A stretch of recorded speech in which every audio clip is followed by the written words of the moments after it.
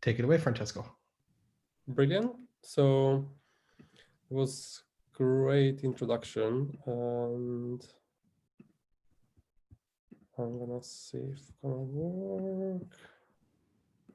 Hopefully you can share. You can see the screen. Yep, we can see that. Brilliant. Yeah, that was like a great introduction because I changed as well like the title of my presentation. And even if I'm here in New Zealand, I'm going to present what I did during my PhD in Edinburgh. And I'm going to talk about these Helminth-derived inhibitors of the IL-33 pathway. So I'm going to start saying that Helminth parasites co-evolve with us. If we look like human specimen, for example, such as like Hotzi the Iceman or Egyptian mummies, we're going to see that these human remains are were infected with parasites. And Egyptian as well were the first to leave written reports of the existence of parasitic disease. But as another evidence, if we look like in the wild mammals population, we can see that, for example, mice that live in the wild, they have high prevalence of parasitic infection. And so parasites have co-evolved with us, they have always been with us, but in the recent years, with the increase of sanitation, there was like this kind of formulation of this hygiene hypothesis where they try to explain this increase in immune disorders in industrialized country with the increase of sanitation. And this is back up from epidemiological studies where the prevalence of asthma is negatively associated with helminth infection. And you can see that in those countries of the world where helminth infection are still common, there is less incidence of asthma, but as well like autoimmune diseases.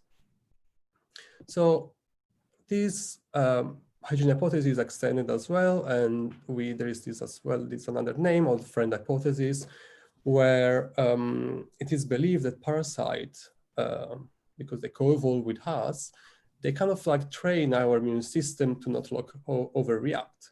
And it is kind of like a dual interaction because yes, the immune system is trying to fight the parasites, but the parasite is gonna try to survive in the host. So it's gonna kind of like reduce the responses of the immune system. And but in the absence of parasite or helminths, there is like the immune system is not anymore well trained, and there's like going to be an overreaction, hyperreaction, and we have an increase in autoimmunity, allergies, and asthma.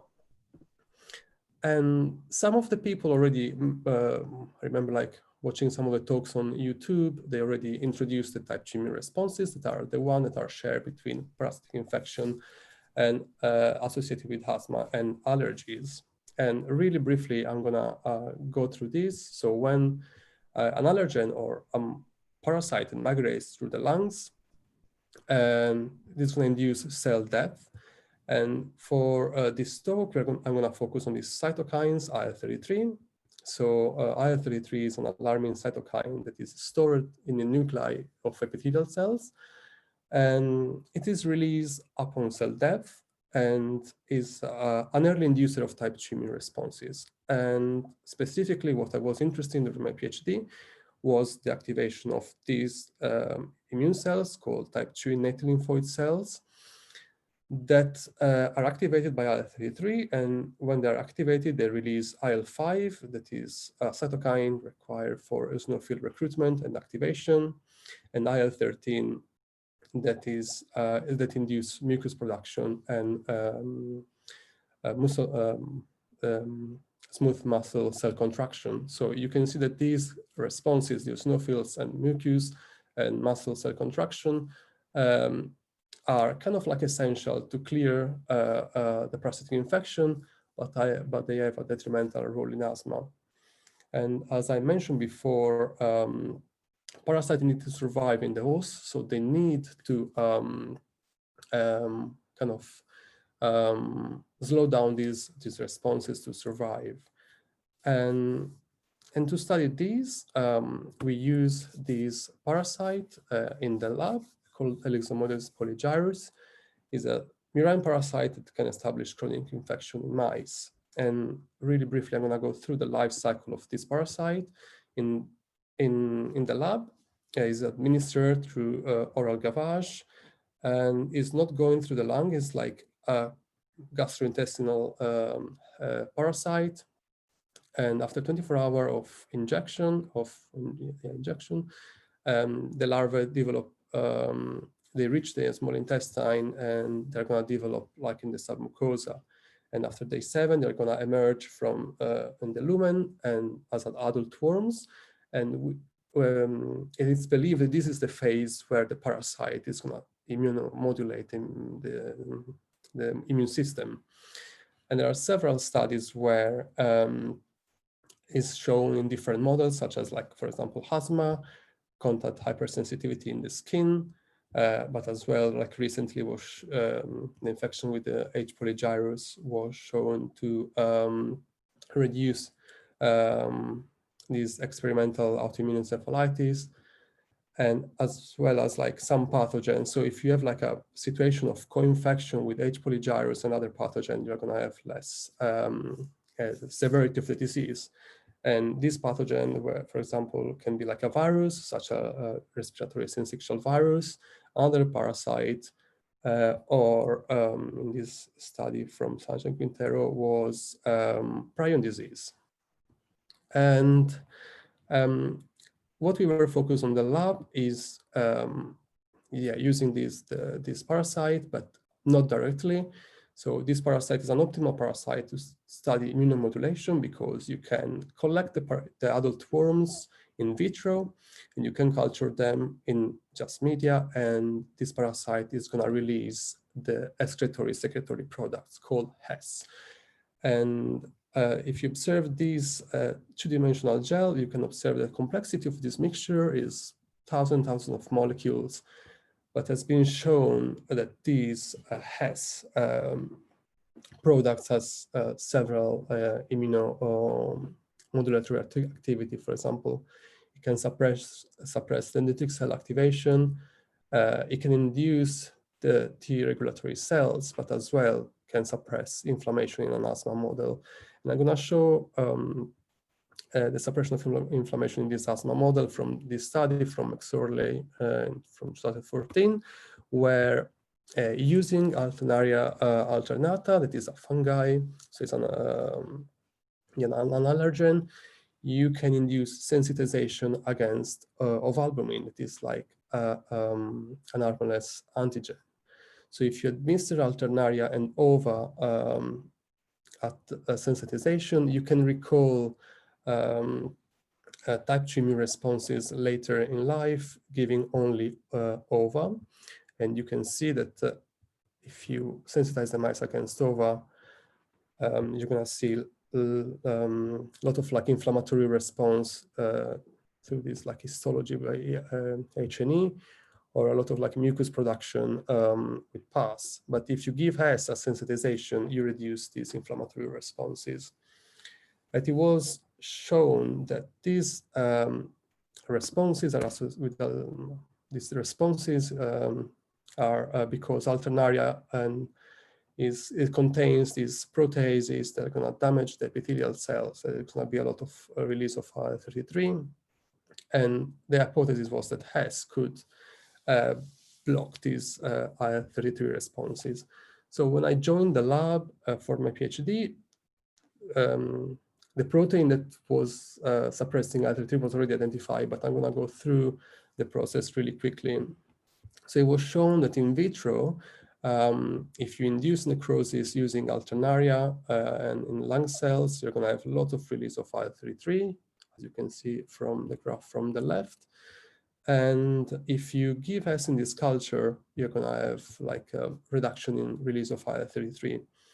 And using another model, using this cell line CMT64, that is like a cell line that is that contains IL-33 in the nuclei, and we induce necrosis, freezing the cells and thawing them, collecting the supernatants. You can see that freezing the cells induce release of IL-33, but HES reduce this release. So it seems that there is something kinase that is blocking IL-33. So, and to try to identify the IL-33 suppressor, I didn't do that, but S can be fractionated, and you can analyze each size and charge fraction of S for the suppression of IL-33. And once you identify in which fraction there is a suppression, you can use mass spectrometry, identify which protein are present in each fraction, and you can express them in the lab, like cloning them and purifying them directly in the lab. And that was done just like before I started my PhD. And just briefly, there were 4 candidates that were expressed, but this candidate D, was the one that was suppressing IL-33. And this protein was called HPARI, or H.polygyrus alarmin release inhibitors. So this protein suppress responses against Alternaria allergen. So in vivo, we give to the mice Alternaria allergen. And after 24 hours, you can see that there is this increase of eosinophils in the bronchoalveolar lavage, and both HPARI and S completely suppress these inflammatory responses. And as I said, we were interested as well like in the activation of the type 2 innate lymphoid cells, and is shown in these 2 graphs. So for the as I said, the ILC2 can produce IL-5 and IL-13. So if we check for the IL-5 positive ILC2s, you can see that Alternaria induce both IL-5 positive and IL-13 positive, and this protein HPARI and S both suppresses these responses. So it was great that this protein was working in vivo too. So we decided to do like a longer model with a sensitization and challenge. So we sensitize the mice against OVA using Alternaria, and we can recall these type 2 immune responses 2 weeks after. And you can see that the mice that have been sensitized against OVA with Alternaria, they have eosinophils in the bronchoalveolar lavage, and HPARI can suppress these responses. And in a similar way, you can see that there is suppression of the IL-5 positive ILC2s and IL-13 positive ILC2s. So it seems that the IL-33 pathway is really essential for sensitization, and this HPARI seems to work quite well blocking this IL-33. And as well, if we check like histology, similar as done before, you can see that the mice that have been sensitized against OVA, they generate like an inflammatory response and mucus production as shown for the past staining. But if you give HPARI only a sensitization, these inflammatory responses are abrogated. And this is associated as well with with an improvement in lung function. So we use the methacholine challenge, and so you can see that if mice have been sensitized against OVA, there is an increase in this. So it means that the lungs are not functioning really well, but HPARI does improve these responses. So it seems, that there is good. It's working quite good. And I'm just going to summarize this part, saying that we identified this protein called HPARI.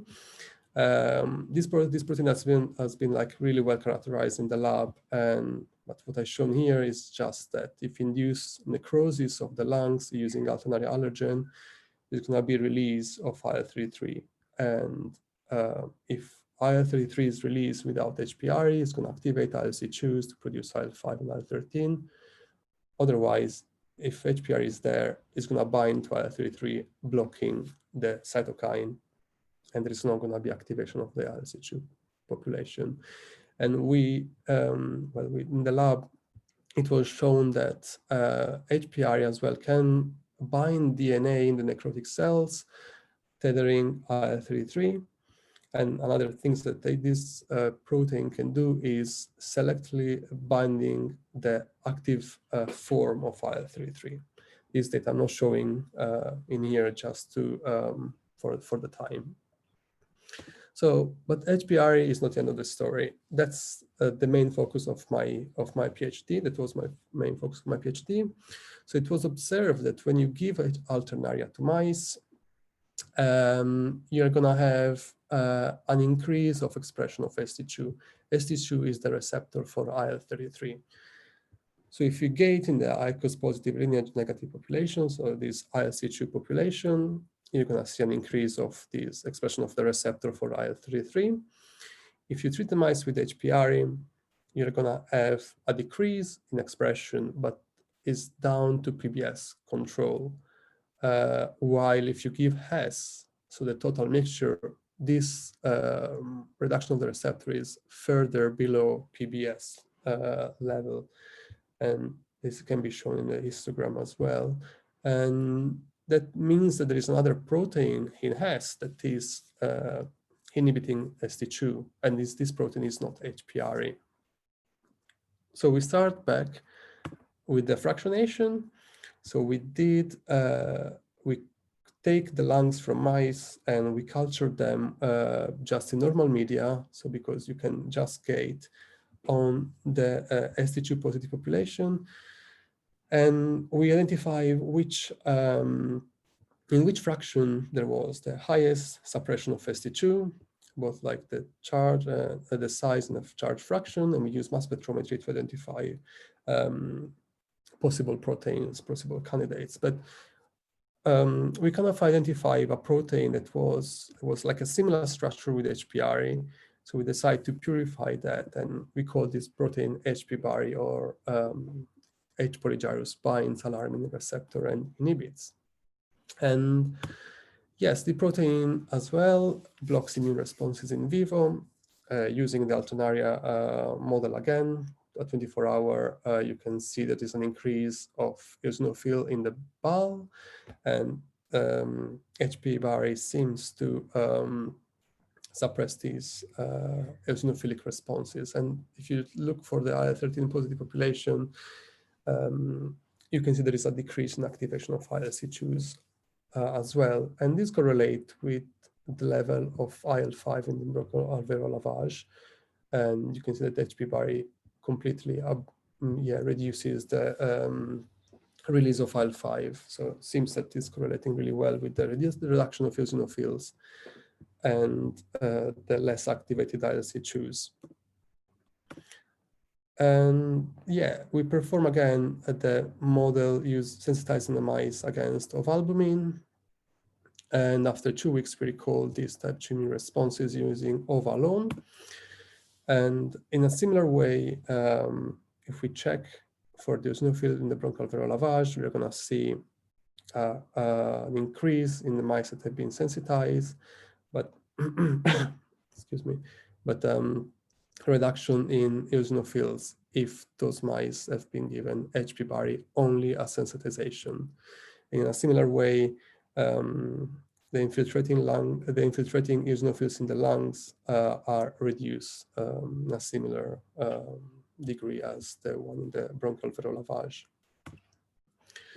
And if we check ILC2's activation through the IL-13 positive, there is no significant statistical significance, but you can see there is like a trend of a reduced activation of ILC2s. But there's significance when we get in the CD4 positive population. So it seems that these Th2 cells are less activated if HPBARI is given at sensitization. But what we were interested as well, it was to see if we could detect ST2, because we identified this protein because it was suppressing ST2. So this is like the gate. You can see on the y-axis, there is expression of ST2, and you can see in the Alternaria, this ST2 positive population, but when you give HPBARI, this positive population disappear. And it's just shown here again, using the ST2 mean fluorescence intensity. HPBARI completely seems to suppress this ST2 expression. And this is not observed at transcription level, so it seems that HPBARI is only suppressing the protein on the surface, So if we extract mRNA and we perform qPCR, you can see that with Alternaria, there's going to be an increased transcription of ST2, but with HPBARI, this is brought down at PBS level. And we decided to perform as well like a time course. So we gave the protein a different time point before giving Alternaria. And it seems that this protein is suppressing, even like if you give this protein 2 days before Alternaria, it can still suppress the bronchoalveolar lavage eosinophils. And as well, you can see that the ST2 expression is still like decreased. So it seems that this, you can give this protein as like a prophylactic intervention. And really quickly, the mechanism of action of this protein, and we use an ELISA-based assay where we coated the ELISA plate with HPARI or HPBARI.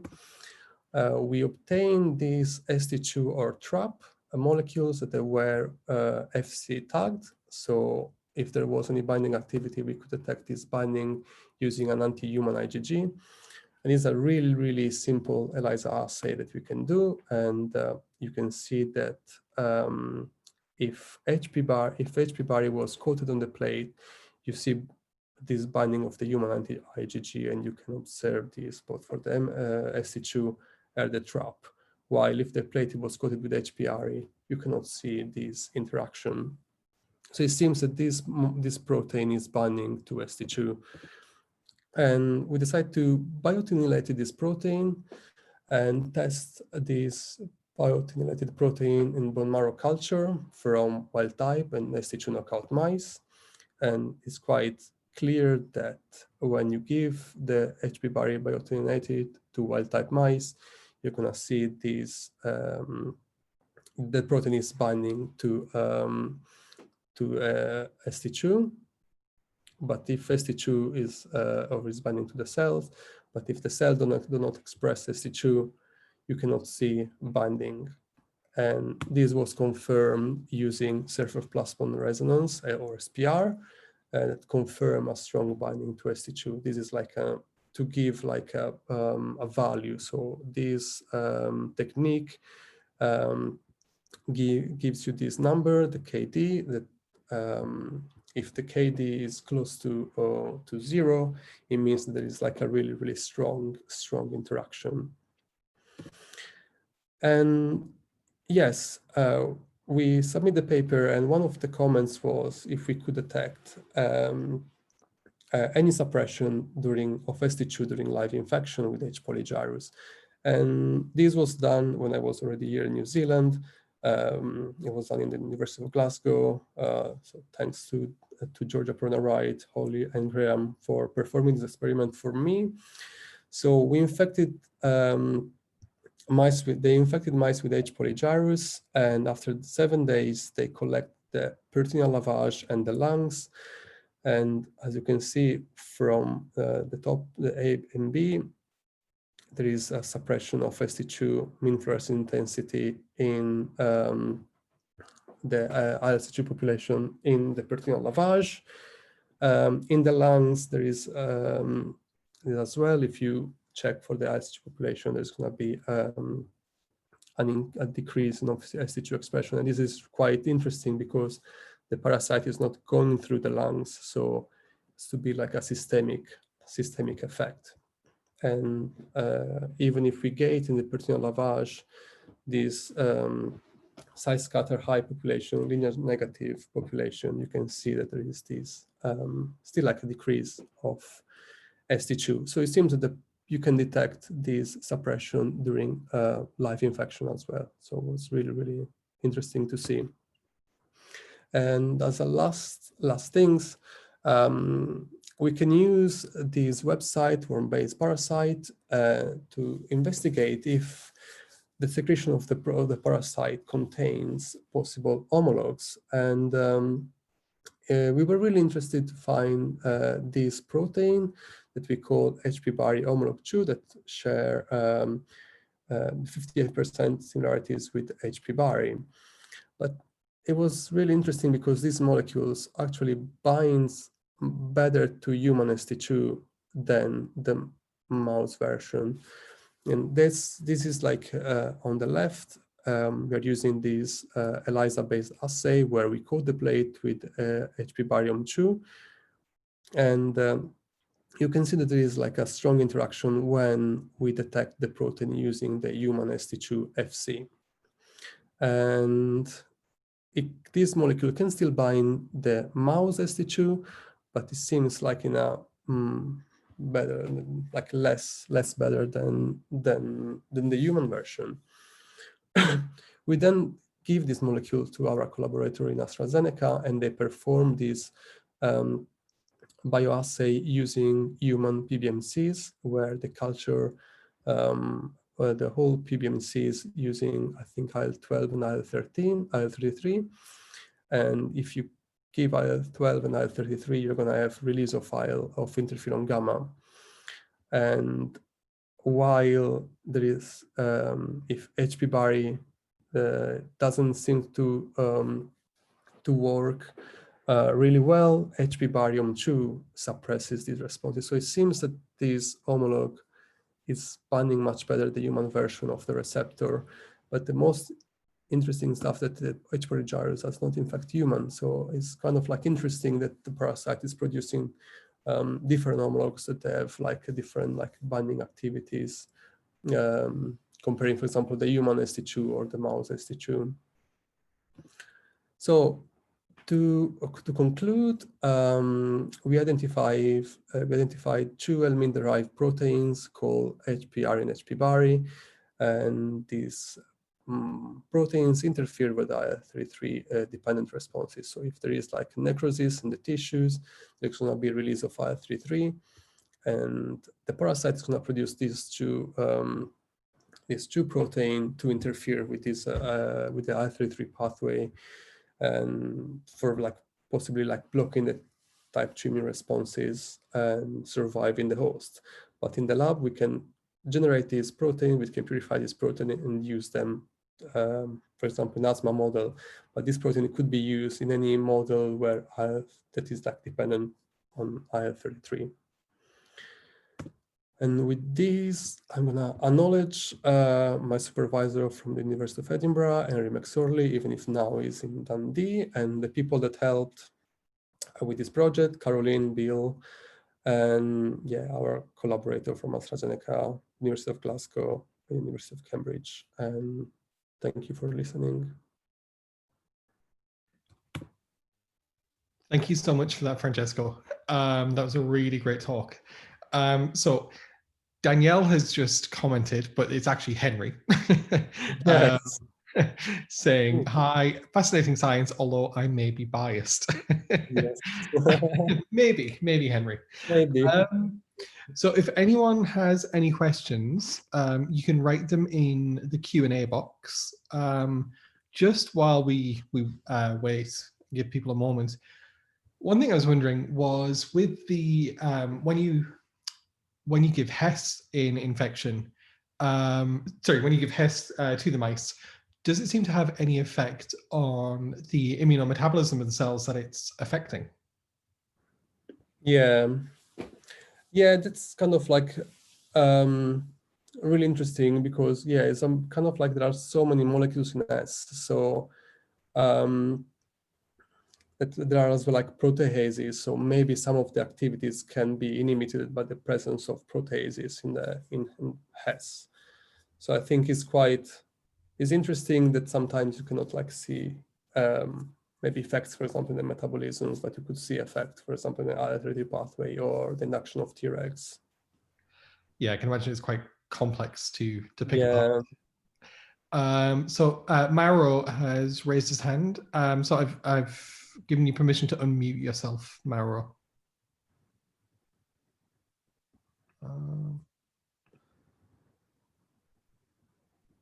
Oh, no, it was a mistake, apparently. Okay, so an anonymous attendee has asked, is the reduced ST2 level, are the reduced ST2 levels due to steric hindrance of HPBARI binding blocking the ST2 antibody? Yeah, that's a good question. Actually, it's something that we wanted to do to determine, because my hypothesis is that the protein is just binding to ST2 and is just blocking, interfering with the detection of the antibody. I think this receptor is still on the surface, but we tried different clones of antibodies and we could still see suppression. So yeah, we tried that.